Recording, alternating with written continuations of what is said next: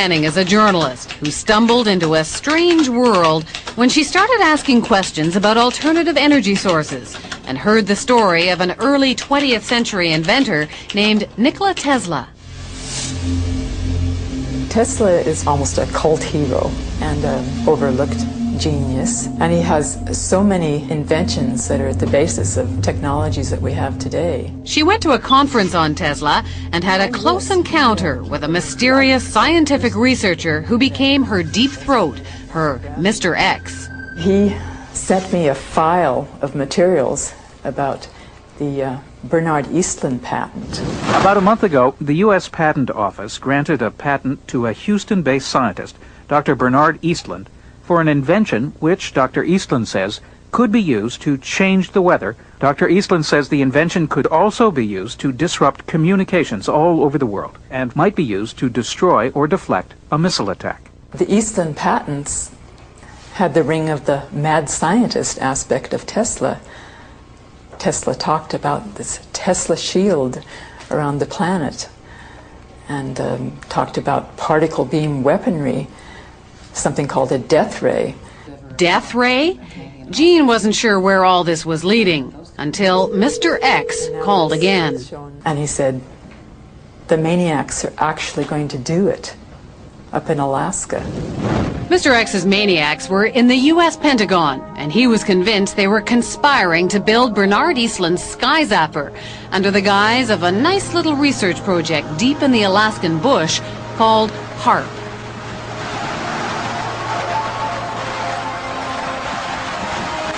The basic concept is to build a very large antenna, then to utilize a large amount of power and to beam those radio waves up into the upper atmosphere. Have you approached the Pentagon with this invention? Yes, and what I'm not at liberty to tell you is the details of what that interaction has been. The word spread through the Alaskan bush, and soon a band of suspicious Alaskans set out to warn people about what they saw as the U.S. military's secret agenda.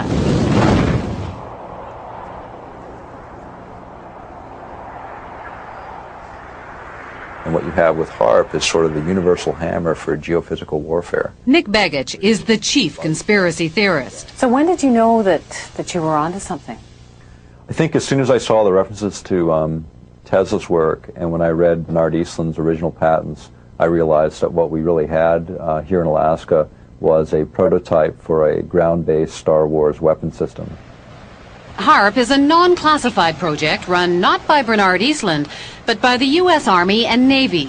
The official HAARP story is told by one man, John Heckscher. It consists of several types of transmitting instruments and numerous scientific instruments that study the natural ionosphere and the ionosphere that has been perturbed by the instruments that we are building. The ionosphere is a sea of electrically charged particles in the upper atmosphere, and the instrument is a powerful radio wave transmitter. Does it have any military applications? The site itself is strictly a scientific research site. Perhaps the outcome of some of the science, perhaps some of the results, could be applied in the military to military systems.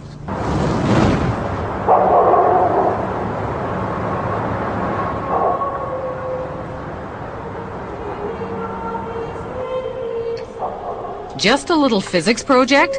Jim Roderick isn't buying it. He's been gunning for the real goods on HAARP, and his weapon is the internet. The military is incapable of doing pure science. Science is conducted by them for application in weapon systems, for no other reasons. From his shack in the middle of an Alaskan village, Jim and his co-conspirators around the globe have been tapping into databases. They've dredged up hundreds of long-buried scientific reports and even some internal documents from the military. They call it the world's first techno-protest, and they did it all on the military's own baby, the net. Plans for HAARP activities correlate with projections of what can be done in the Eastland patents. It's that simple. So it's not a coincidence? It's not a coincidence. Well, I hate to disagree with you, but it's not his patent that we're building. Superficially, yes.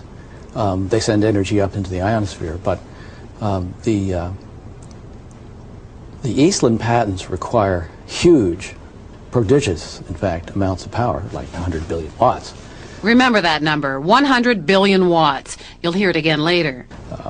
HAARP requires only 3 million watts. There is a paper trail leading us back to Eastland. No, there is not. There is no paper trail that I'm aware of that's leading back to Eastland. Eastland used to be an employee of the company which is building HAARP, but that's pure coincidence. Is it also a coincidence that the tiny company that owned Eastland's patents was later swallowed up by an enormous military intelligence firm called E-Systems? 2.1 billion in annual sales, 1.8 billion of that, with a B, was to military intelligence groups, CIA, NSA, and others. And of that, 800 million were black projects, so secret that even the United States Congress didn't know what they were. E-Systems was then swallowed up by Raytheon Corporation. It too specializes in super secret contracts with the Pentagon. Why would Raytheon be so excited about this? Well, it's a ground-based Star Wars weapon prototype. For them, it represents potentially billions and billions of dollars. So how would you describe this world of E-Systems and Raytheon and HAARP? Dark.